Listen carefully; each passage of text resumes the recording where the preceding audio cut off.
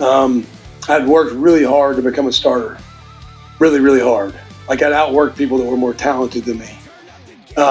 Led the team in tackles in 04, was on the several watch lists for awards that were coming out that spring and summer. And then that spring I got the diagnosis. My arms were going numb for not like a couple plays or even a couple hours, but started going numb like a couple of days. I couldn't grab stuff, and I was in severe pain. And so I'd been dealing with it for a couple of years and not said a whole lot about it because I was fearful they may tell me I had something more wrong with me than I wanted to hear. And so the diagnosis was what I probably thought it was. I was distraught, man. I've given this game everything I'd had to become the player I was, which was a pretty average player, but I'd made myself an average player. And I was heartbroken because I invested so much into my own development. Truthfully, we got done with spring ball that year. Coach Brooks said, hey, I want you to stay on as a student coach. We got done with the spring semester. I graduated. I drove to Destin, Florida. I probably tried to drink enough cold beer that I could not think about my injury for a couple of days because I was crushed. And then Coach Brooks' football ops guy at the time, a guy named Steve Hellier. I'm sitting on the beach. I have a flip phone that none of us would recognize now. And Steve Hellier says, John, what are you doing? I said, I'm sitting on the beach drinking a beer. What are you doing? He goes, Coach Brooks wants to know if you come back and be at GA. And I didn't immediately get in my car because I wasn't in capacity to do so. But I went to the condo that night, packed my stuff up, and left the next morning, got back to Lexington, Kentucky, and started coaching the next day. Started working youth camp.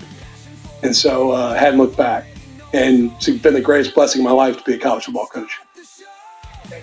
Thank you. Go Gators. Guys, my reaction to this, and I know the internet might not like, especially some of the Gator Nation that wants, that compares, unfortunately, and not due to any of his fault, that compares Jon Sumrall to our former coach, Billy Napier. Guys, I disagree totally with that. This cat has fire. He has personality.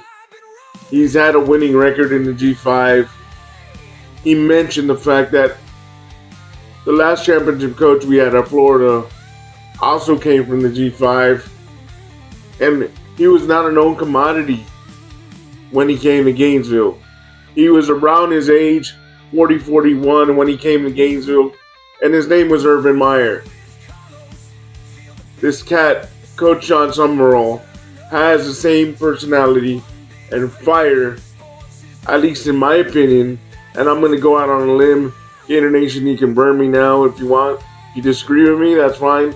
But later on, if the results prove me correctly, you can also put it down in the comments if you burn me now. Jon Sumrall reminds me a lot of Coach Urban Meyer and his intensity. And I think, yeah, we wanted Lane because Lane is a known commodity. To win, he's already a known commodity.